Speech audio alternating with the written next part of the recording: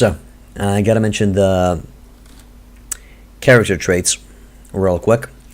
All character traits for your character in Nova Aetas have 4 stages. For example, loyal and truly loyal are the 2 positive stages.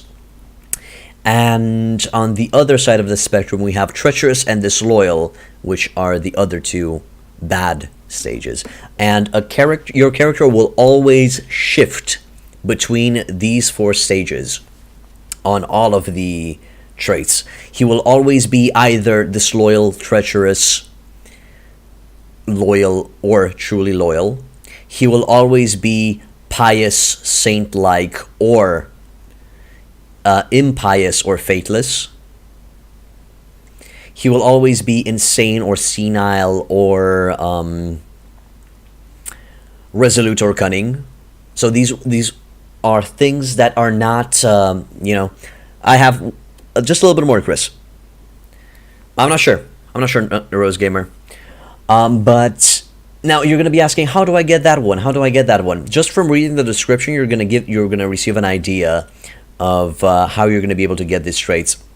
I think you can receive the ugly trait if you neglect yourself, if you don't provide food and water for your party, if you lose a lot of battles, if you're constantly getting taken prisoner, you're gonna go down that slope. You're also going to become unhealthy. You also might go insane, and so on and so forth. The idea is, as long as you maintain a certain role play, as long as you provide food for your troops, as long as you act honorable, as long as you win battles, you will receive the positive traits. And even if you have the negative traits, you can still redeem your ways and go for the positive. Oh, and vice versa also applies. If you start losing, if you start running out of food and stuff like that, these will also go into the negative section. Keep that in mind. So this is a full list with all of the character traits. I'm going to be linking this next to the character trait subject in the YouTube description. You can come over here and check them out at your own leisure. Okay. And that's pretty much it for this one. And the other part that I need to discuss that got fucked up there in the recording session was the Gunpowder troops over here. There. So, let's have a quick discussion about Gunpowder troops. These, I'm going to be utilizing the wiki page because there's no troop tree that you can check in-game. So, we'll have to check from over here. Alright. The troops that you're going to be able to unlock, the Gunpowder troops, are at Tech Stage 3 and Tech Stage 6. At Tech Stage 3, you're going to be able to unlock the 16th Century troops, which will be adding Rodok Pikemen. Just going to be utilizing the Rodok. All of the factions will receive the same type of troops, only instead of Rodok, it's going to be called Swadian, or Nordic, or Serenid, and so on and so forth. Rodok Pikemen, Rogue Halberdiers, Poleaxe Guards, these are simply shock troops, exactly like the Geronian Guard. Sadly, they're not stronger than the Geronian Guard. Jorningar still reigns supreme with level 30. The Rodok Lancer is simply an upgraded version of their normal cavalry unit. And the Rodok Gendarme, another further upgraded cavalry unit. But again, it does not pass the proficiency of the Swadian cavalry. And then we have the Rodok Arquebusier and the Rodok Armored Arquebusier. These are your first gunpowder units that you're going to be able to utilize. The only difference between the Arquebusier and the Armored Arquebusier is exactly as the name states, the Arquebusier comes with better armor. That's all. The weapon's still the same, they still do damage. So there's never a situation for you to recruit normal Rodok Arquebusiers or Swadian Arquebusiers. You always will go for the armored option. And the only way for you to recruit these 16th century or 7th century units, you're gonna be getting them. You're gonna be able to recruit them from the town management screen. Oh, the plain one has more agility. Let me just check that. Agility 9. Agility 6. Okay. Firearm proficiency. I'm not saying they're firearm proficiency. That's pretty lame. Or am I blind to it?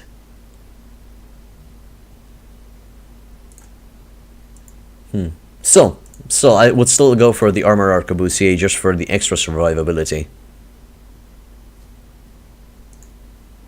Really doesn't matter on strength because you're going to be taking them for the gun. Okay, Ragnar, see you, dude. Alright, so besides these, they're not really decent. They're very good in close quarters. They're going to be doing damage. But if you really want to go for the viable gun units, you got to go for the 7th century ones. 7th century ones, which will be... no, we're not... Sure, totally sponsored.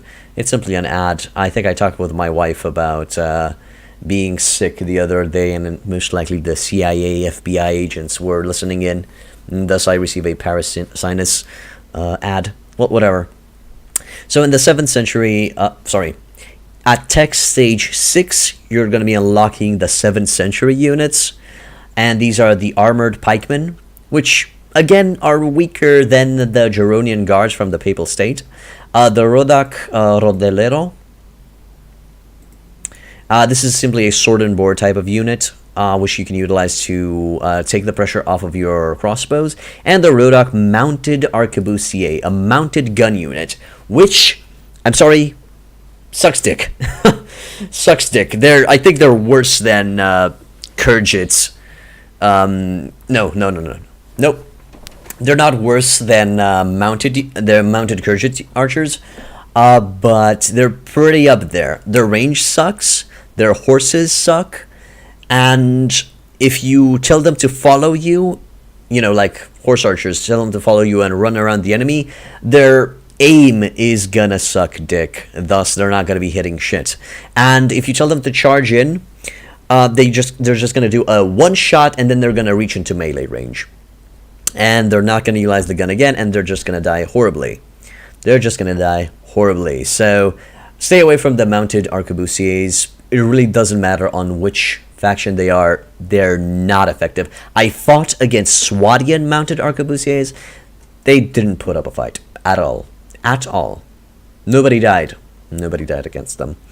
Besides that, now we're going to go to the Calivermen, the Wheelock Arquebusier, and the Musketeer. So, Rodak Calivermen. 12 strength. Okay.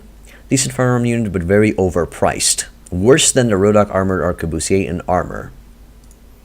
Rodak Wheelock has better defense overall than the Calivermen and Musketeer. Okay, so this is a defensive unit, apparently. And the Rodak Musketeer, a worse Wheelock Arquebusier thanks to its bad head armor. However, its firearm proficiency is unknown. Okay. Right. So, these are pretty similar. Some of them will have better armor. I think the choice that you need to make is between the Wheelock Arquebusier and the Rodak Musketeer. But again, gunpowder units, I'm sorry to say, get outclassed by crossbows. Crossbows still reign supreme in Nova Aetas. From tech stage 1 to tech stage 7, they're going to be bringing in the kills, and they're going to be killing the musketeer lines much faster than the musketeers will kill the crossbowmen. But I'm not going to shit on them too much. The advantage that they have over the crossbowmen is they can reload while walking. So I guess you could say that you charge in the musketeers, or you wait for the enemy to come in, and then you order your musketeers to fire. That is one way of doing things. Practically you do a firing line, and you tell left to fire, right to fire, and make several units of musketeers. And that is, I'm sorry, pretty much it. Me squizzy, but yeah, that's all there is to it. It's more of a flavor. If you really want to use guns, go for it.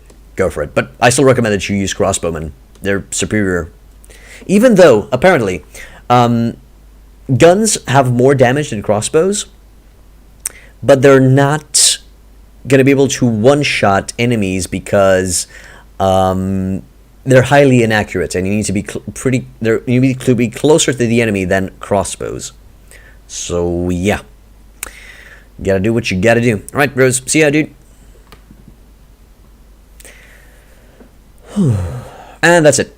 That is pretty much it on what I have to say about gunpowder units in general. I'm also going to be linking this page to on the video in the description of the video, just so you guys can check it out.